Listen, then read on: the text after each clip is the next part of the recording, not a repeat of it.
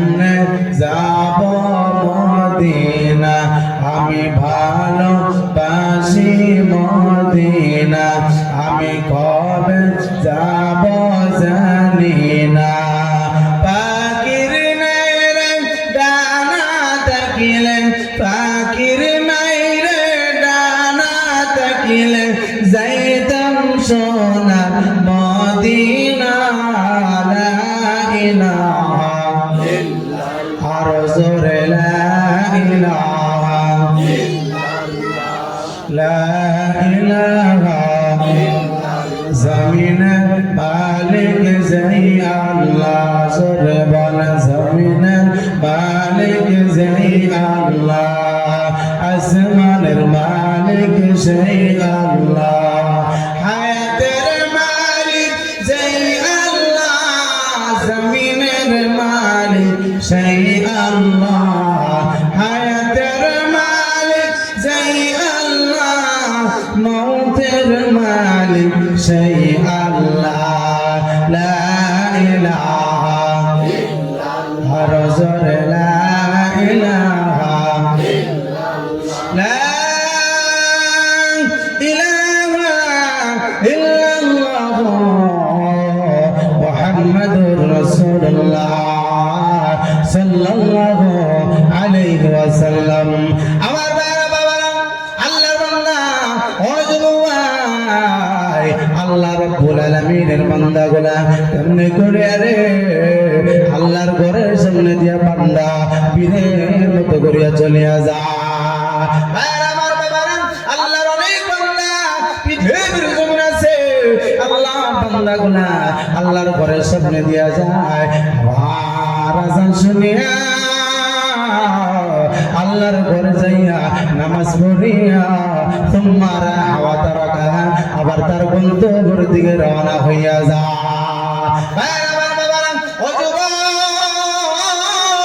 তোমার মতো যুবক আল্লাহর ঘরে গেল আল্লাহর ঘরে যাইয়া নামাজ পড়েছি আবার তোমার মতো বান্দা মনে করিয়া রে আল্লাহর ঘরের সামনে দিয়া চলিয়া যা ওই যুবকটাও বাবা মুসলমান ওই যুবকটার মা বাবা মুসলমান কথা বলেন ঠিক না নাই ওই মুসলমানদের বাড়ি হইল মুসলমান এলাকায় আবার তার দাদার নাম মুসলমান ছিল ওই লোকটার নাম আব্দুর রহমান আপনার নাম আব্দুল্লাহ ওই লোকটার নাম আব্দুর রহিম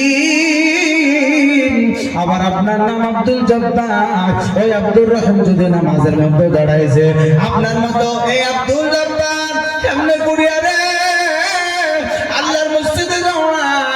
আল্লাহর দুই শ্রেণীর ফেরেশতা আসমানের থেকে জমিনের আসমানে হাজির হয়ে যায় আল্লাহর রহমতের ফেরেশতা বলে মহান আল্লাহ এই বান্দাটা মসজিদে ঢুকিয়া ফলাইল গো মাওলা আমরা রহমতের ফেরেশতা হইয়া তোমার দরবারে বলি আল্লাহ বান্দার জীবনের গুনাহগুলো মাফ করিয়া দাও একবার জোরে বলেন সুবহানাল্লাহ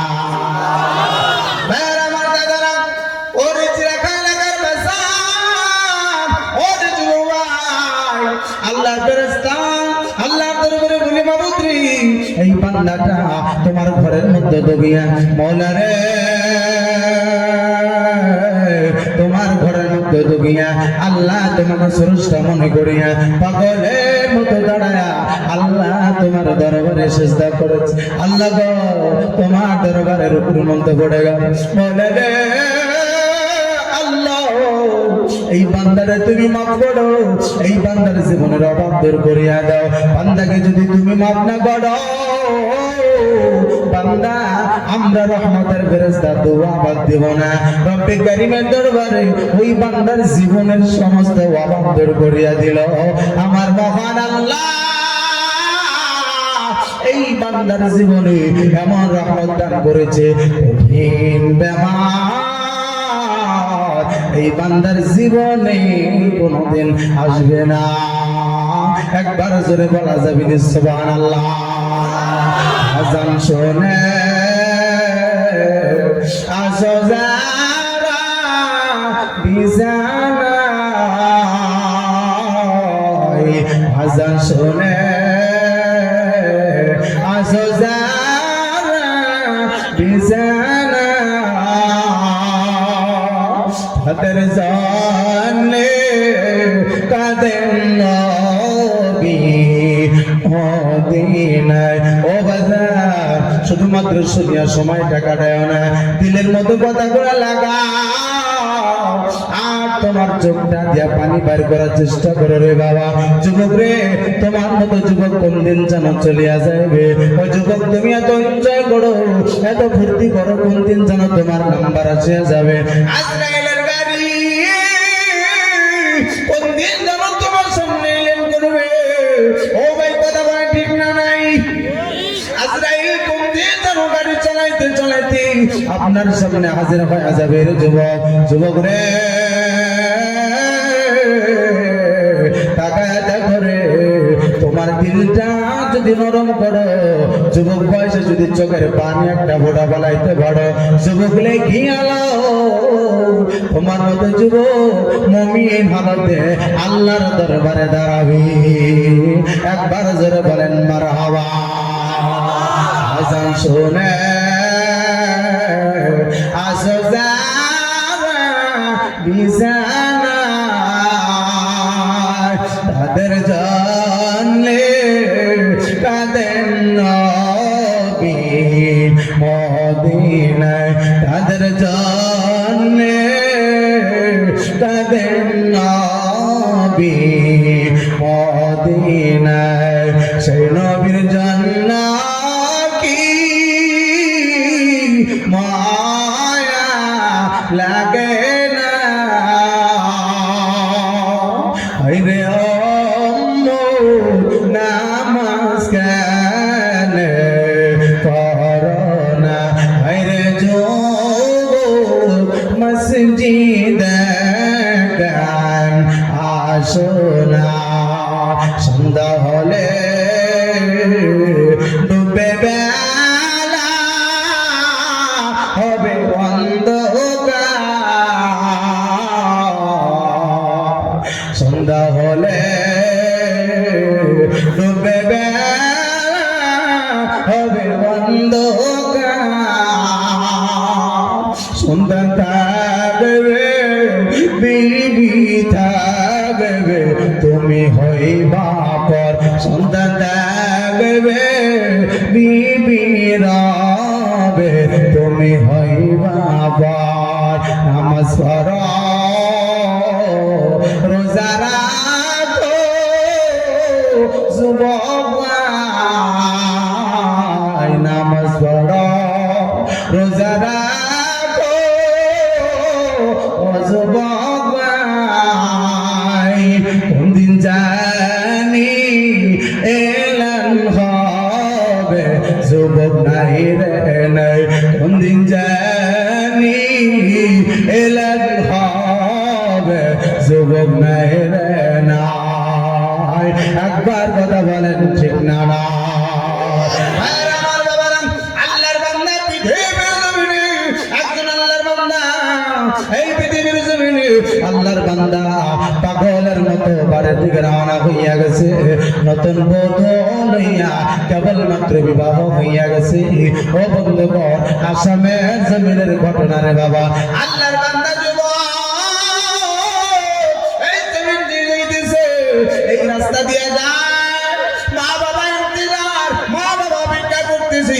আমার সন্তান পাগলের মতো আসতেছে, নতুন বধূ লইয়া আসতেছে। বাবা আর পায়ে পড়িয়া সন্তান বিবাহ করার জন্য দৌড়াইছে। আবার মায়ের পায়ের মন্দ পড়িয়া সন্তানটা এবার বিবাহ করার জন্য দৌড়াইছে। অনেকগুলা বান্দার সঙ্গে আবার কলদাইরা গুলার সঙ্গে কথা বলেন ঠিক না নাই? কলদাইরা পঞ্জামাই গুলার সঙ্গে এই বান্দাটা নতুন বধুর বাড়িতে দৌড়াইছে। গাড়িটা অনেক সাজাইছে রে বন্ধ। ভাইয়ার আমার বাবারা, পৃথিবীর জমিনের ঘটনা ভালো করে লক্ষ্য করো। এই জমিন দিয়া লোকটা সুন্দরভাবে চলে গেছে। বধুর বাড়িতে যাইয়া সুন্দর করে পিকনিক হইল বন্ধু, অনেক ধরনের খানা, অনেক ধরনের ভোগ বিলাসের একটা স্টেজের মধ্যে বসতে দিল। এত ইজ্জত দিয়া নতুন বধূটাকে কন্যাটাকে এবার স্বামীর হাতের মধ্যে তুলে দিয়া এইবার কন্যার বাবা পাগলের মতো বাড়ির আঙ্গিনায় দাঁড়ায় দাঁড়ায় কান্দে। কথা বলেন ঠিক না বাজান রে? এই জায়গার মধ্যে যারা যাও বেটির বাবা ওই তারাই বুঝবা বাজান, আর কেউ বুঝবে না।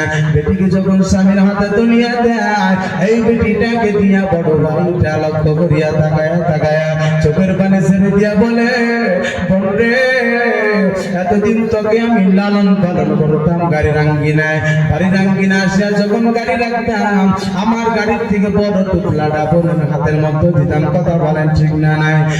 আমার বাবারা কষ্ট পাইতেছেন আপনারা, কষ্ট পাইতেছেন আপনারা ভাইয়ারা, আমার বাবারা। ওরে যুবক, আল্লাহর বান্দার চোখের পানি ঝরিতে কান্দে। আমার বোন এই বাড়িতে ছিল রে, আমি অতি বর্তমান গিনায় দাঁড়ায়া আমার বোনের নাম ধরিয়া ডাক দিতাম। ও বন্ধু, অনেক আল্লাহর বান্দা এখানে আছে রে, অনেক আল্লাহর বান্দা আছে। এই বন্ধুটা চোখের পানি ছেড়ে দিয়া বোনটা বলে, বড় ভাই যাই আর জীবনে তোমার বাড়িতে একটা মাস আর এক রাত থাকতে পারবো না। বড় ভাইরে মাফ কর। আব্বার গলা ধরিয়া কান্দে। ভাইরা আমার বাবারা, আব্বার গলা ধরিয়া পিঠে প্রথম দিন যখন স্বামীর হাতের মধ্যে চলে যায় আব্বার গলা ধরিয়া কান্দে। আব্বার হুঁশ থাকে না, আম্মা জানের মাথায় পানি ঢালে। ও বন্ধু রে, ওরে জিরা খাওয়া দিতে বন্ধুর বাবা না, ওরে আমার এলাকাবাসী অনেক জায়গা থেকে আগত আমার বাবারা ভালো করিয়া জানি আলাম। বাবারা চোখের পানি ছেড়ে দেয়, পেটে বিদায় করিয়া দিল। বেটিটা বারবার বারবার বাবার আঙ্গিনার দিকে তাকায়া তাকায়া ওই বোবা জানোয়ারের মতো চোখ দিয়ে দুটি চোখের পানি ছেড়ে দেয়, আর বাবার বাড়ি থেকে রওনা করে না। আবার পিছন দিকে ধরে, আবার বাবার বাড়িতে ঢুকতে দেয় না, আবার ওখানে বেহুশ হইয়া পড়ে যায়। অনেকগুলা লোক পাঞ্জা ধরে গাড়ির মধ্যে উঠাইয়া লইয়া যায়। একবার কথা বলেন ঠিক না নাই? ভাইয়ার আমার বাবারা এমন করিয়া নিয়ে যায়, স্বামীর হাতের মধ্যে তুলিয়া দিল রে বাবা। আব্বা জানের কথা মনে করিয়া ওই বিড়িটা চোখের পানি পাগলের মতো সারিয়া দেওয়া বলে, হায় রে রব্বে কারীম, এমন একটা জীবন দিছ আমি বাবার বাড়িতে আমি চিরদিন দেখতে পারি না। ও রব্বে কারীম, 18 বছর বয়সী বাবার বাড়ি থেকে রওনা দিলাম। আল্লাহ গো, এই বাড়িতে আমার আব্বা যখন প্রথম ঢোকে বাজার থেকে আসিয়া আমার হাতের মধ্যে হাজার হাজার টাকা দেয়, মায়ের মতো ভালোবাসলো গো। আজ দিকে বুঝি আমার এই ভালোবাসা আর হবে না। ভাইয়ার আমার বাবারা, আসামের জমিনের ঘটনা। এই বেটিটাকে লইয়া স্বামী মনে বড় ফুর্তি লইয়া যাইতেছে। আমার মা আমার বধুর চেহারা দেখিয়া পাগলের মতো খুশি হবে। কথা বলেন ঠিক না নাই? ও বন্ধু রে, বিলাসী বাড়া গৌরান ব্রিজের সামনে আসিয়া গেল। ও বন্ধু, লক্ষ্য করিয়া দেখো রে, ওই যুবকটা আর গাড়ি অ্যাক্সিডেন্ট হয়ে গেল। ভাইয়ার আমার বাবারা, এই বান্দাটার গাড়ি অ্যাক্সিডেন্ট হইয়া এই গাড়িটা আমার 3 থেকে 3টা পাল্টানি দিয়া এবার নতুন বধূটা বেহোশ, আবার এই বরটাও বেহোশ হইয়া গেছে। নতুন বধূর ইন্তেকাল। আমার বাবা আমার পায়ে তেরে বিদায় নিয়া এই বেটাটা ছিল, এই বেটাটা ইন্তেকাল। এমন জমিনের মধ্যে ঘটনা হয়েছে না নাই? যুবক রে, বাড়ির থেকে বেটির কাছে বলতে পারো নাই, আপন স্ত্রীর কাছে বিদায় নিতে পারো নাই, মা বাবার থেকে বিদায় নিতে পারো নাই রে যুবক। এবার সুন্দর করে বাড়ির থেকে বাইরে হইয়া গেলা, সুন্দর পোশাক পরিধান করিয়া যুবক চলিয়া গেলা। ভাইয়ার আমার বাবারা, আমি যে মহল্লায় থাকি বরপেটা ডিস্ট্রিক্টের মধ্যে রূপাপুর এলাকার বাসা, একজন ছেলে যার নাম ও বন্ধু ইমরান নামের ছেলেটা বাবা মা কাছ থেকে বিদায় নিতে পারে নাই, এবার দুনিয়া বাজারের দিকে রওনা করেছে। 7 মিনিটের মধ্যে পড়ার ব্রিজ পর্যন্ত গেছে। আবার সেখান থেকে মেমোরিয়াল ফখরুদ্দিন আলী আহমদ কলেজের সামনে আসিয়া এই ছেলেটা অল্প টাইমের ভিতরে কমসে কম 2 থেকে 3 কিলোমিটার জায়গা 5 থেকে 6 মিনিটের ভিতরে এই বান্দাটা এমন ভাবে গাড়ি চালাছে, অনেক আল্লাহর বান্দারা মনে করেছে এই ছেলেটা বুঝি আর জমিনে থাকবে না। আমার বাবারা, মাগরিবের নামাজের সময় আমি মাগরিবের নামাজের নিয়ত করেছি, আমার মসজিদের একদম নিকটবর্তী বাড়ির গবেনারে বাবা এইবার হঠাৎ করে